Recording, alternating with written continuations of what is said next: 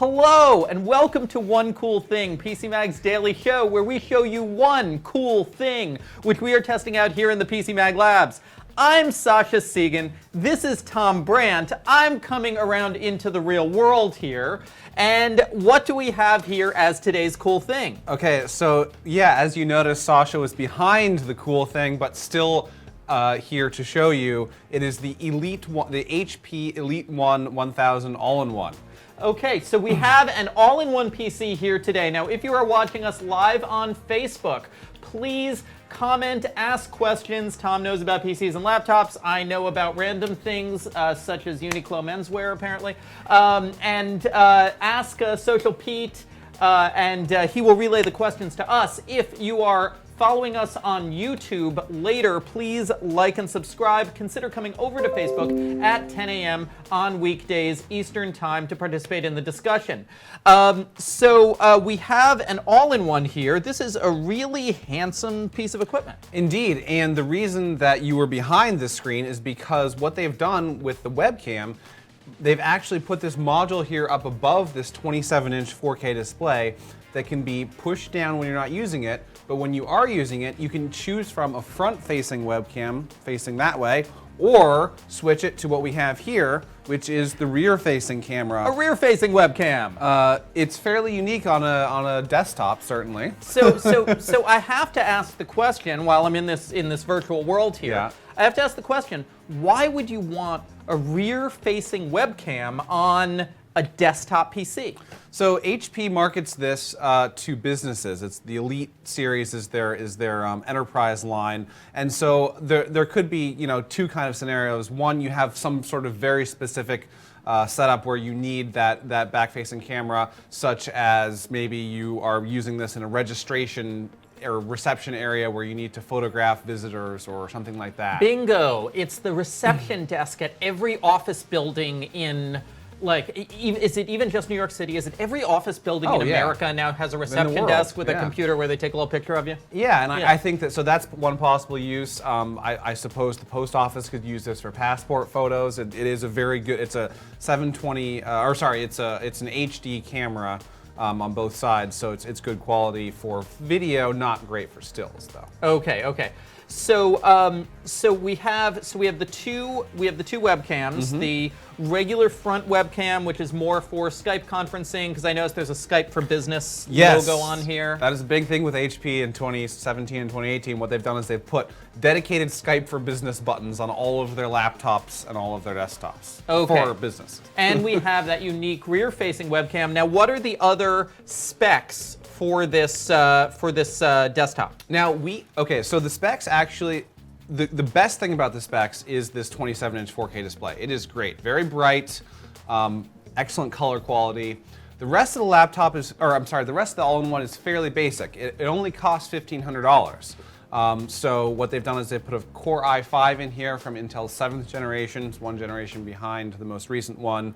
And we have a 256 gigabyte SSD, as well as 8 gigabytes of memory. So fairly low-level specs. Now I see a Bang & Olufsen logo on here and what appears to be a giant speaker grill. So does that bespeak great sound? Well, so that actually gets into what the most impressive part of this laptop, or of this all-in-one is. The short answer is no, because this grill basically is somewhat of a dummy. They've just put two speakers, on either side, and then put this massive grill here. But the grill, beneath the grill, are all of the components for this all-in-one. So there's nothing in the screen. This is actually an upgradable all-in-one? Indeed. We almost never see those. And so, yeah, while you marvel over that, I'm going to turn it off. Okay. So that we can actually remove the cover, and we'll show you what we mean. So shutting down here. And all that you have to do is remove the two tabs on the back cover. We'll make sure we can see this here in the shot. Okay, so I'm going to go like this, and like this. Oh, and remove that thing. Whoa. And here we have one half of the components. And then we do the same thing. Well, actually, yeah, we kind of do the same thing for the front. And unplug this little cord here. and that's it. And you have access to every single component in the computer. And so now, which of these components are actually considered to be user upgradable? Well, pretty much everything. I mean, essentially, so I don't know if you can see here on the side, we have a vacant hard drive slot. That's Empty drive bay. Yeah, that's because, so if you wanted to put a 2.5-inch hard drive or an SSD in here, you could very easily. Obviously, it's completely accessible. You might need some screws to screw it in, but that's the reason it's empty is because they've put an M.2 SSD over here. And I see an empty RAM slot here. Yeah, yeah. I guess there's an empty RAM slot. Yeah. Let's see what else. The fans can come off, and what HP really wants you to do is to take the display off when you want to upgrade the actual computer. Let's take some questions. So, this is sort of what you were talking about. Is someone just asks how upgradable is it? Like really, like how far could you push the specs on this? Well, that depends on the motherboard. I mean, you're probably not going to fit. Certainly not going to fit an AMD thing like that. Remember, you have to get. Like, you can upgrade it. Like, I'm looking here, there's screws on everything. You can unscrew everything, but you have to get it back into the case. Yeah. So you're not going to be able to do something like include a discrete graphics card or another like piece of hardware, because you have to get the case back on at the end. That is probably the biggest thing you cannot do is put a graphics card in here, because there are no PCIe slots, no full-size slots, no half-size slots, no 0.2-inch slots, size slots. There's no slots other than memory, hard drive, and but I feel like compact motherboard. I feel like if you're really crazy, you could undo these fans, and you might even be able to upgrade that processor. Yeah, you probably could swap out the processor, depending on the limits of this motherboard that they've put in here, or if you can find a motherboard that fits in here, maybe do a really DIY project. Is this any kind of standard motherboard, or is this just like crazy HP custom craziness? I don't know. I actually don't know. Okay. But the one thing that you can do, and that I referenced a lot when I was writing the review on PCMag.com, HP publishes a detailed, like hundreds of pages of guide about how to deal with the components. Okay. So it is, and I think when you're looking at enterprise machines, so one of the key aspects here, if you think about it from the upgradability, it's not upgradability in the enterprise world, it's repairability. Yes, exactly. Yeah. It's not about pumping up the components so you can play games on it. It's about you're buying this, you're hoping to keep it for 5 to 7 years. So when the hard drive fails, you want to be able to pop out the hard drive and pop in a new one. And if you're deploying a fleet of these, like hundreds or thousands of them for a giant enterprise, chances are something's going to fail in one of them, and so it's easier to replace. Right. So you want to think about this more from the perspective of repairability than upgradability. And the repairability here, I'm looking at it, I'm seeing screws not glued. This is very high. Yeah, definitely. Someone's asking, can you put an external GPU to this? Yes. So actually, we do mention that in the review. You could connect an external GPU because. Fortunately, there are, let's see, where did I put the case here? You can see that we have a USB-C, oh, this is not it. Where did I put the other case? I don't know. There is Thunderbolt support on this with a USB-C port, which is actually, so it's on the right-hand side here.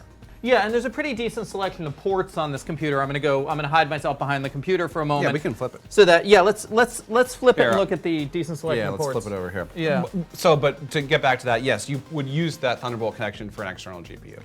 Right, and then you also have, I've noticed here, 2 display ports and an HDMI, which is more simultaneous display support than I expect from an all-in-one. Well, one of them is an input. Oh, okay. Right. Yeah. So typically for these business Windows all-in-ones, Dell does this too. They'll include an extra either HDMI or display port as an input so that you can use it as a monitor. Okay, and then in that case, for instance, once more, think about this, especially from a front desk capacity, you could, for instance, be monitoring your security system in the corner of the screen using the HDMI input. Now, this does have integrated Intel HD graphics, which means that it's not going to be able to power tons of external 4K displays. But, and I was initially concerned a bit, the most recent all-in-one previous to this that I tested with a 4K screen had a discrete AMD graphics chip. This one doesn't. I was a bit concerned that the 4K experience wouldn't be as smooth, but that's not the case. I mean, obviously you can't do gaming, but it is very smooth for resizing windows and things. Okay, okay.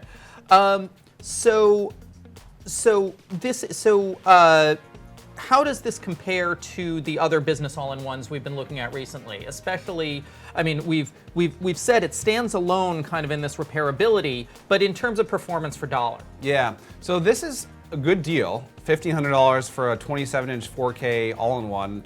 Yeah, that's an absolute good deal, not even relative good deal. But it's not a workstation. This is not great for content creation, multimedia type things, certainly not for gaming. As I said, you can't even put a GPU in here. So it's really about some, maybe a fleet of these things for a large company, like I said before, who they want something that looks good and isn't too expensive and is easy to repair. But in terms of, word processing, things like that, someone that can take advantage of the additional screen real estate, but is not, editing 4K video. Let's take some more questions. We got a broader question from someone. What's the best CPU to put in a computer right now? The best CPU? Well, actually, a couple months ago, we put an AMD Ryzen Threadripper in a custom computer that we built for you guys on Facebook.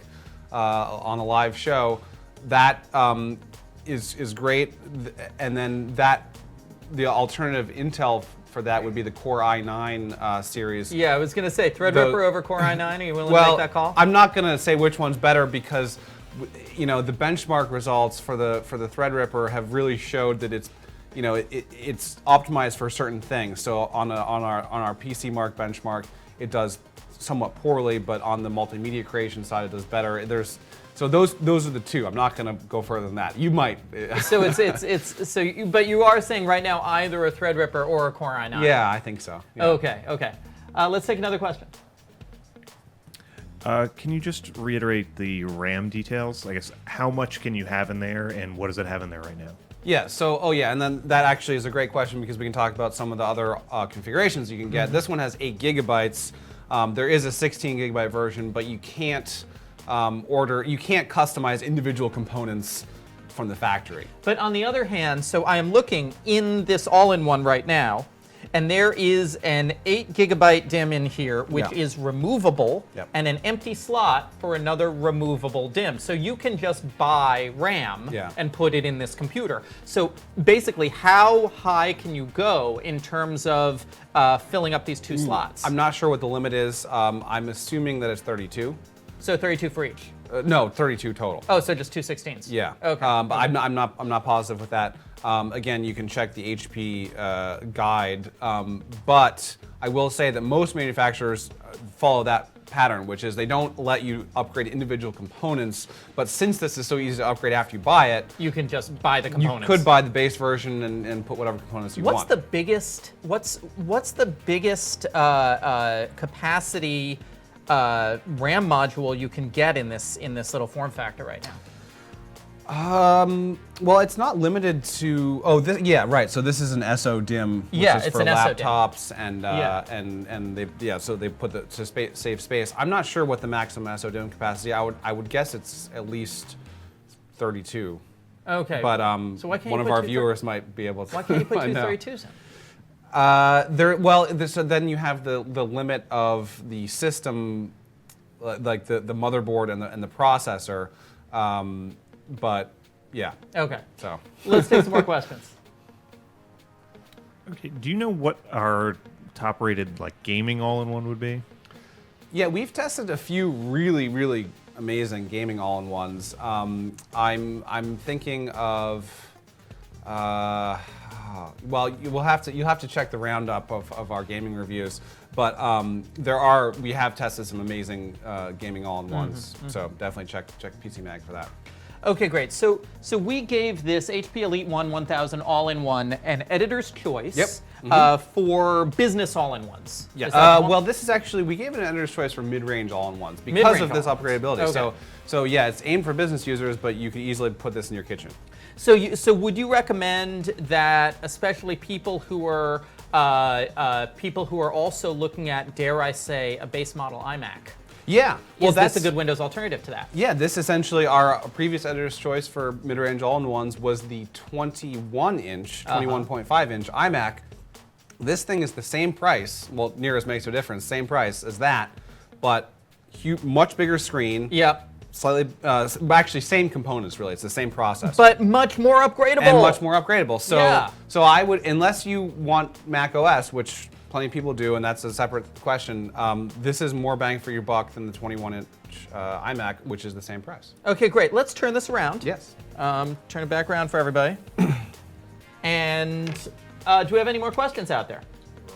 Okay, terrific. So this has been the HP EliteOne 1000 All-in-One, our new editor's choice for mid-range all-in-ones at PC Mag. You can see the review up on PCMag.com. Thank you all for watching. This has been One Cool Thing. If you are on YouTube, please like and subscribe. If you are on Facebook, then come on back tomorrow and we will have another cool thing for you.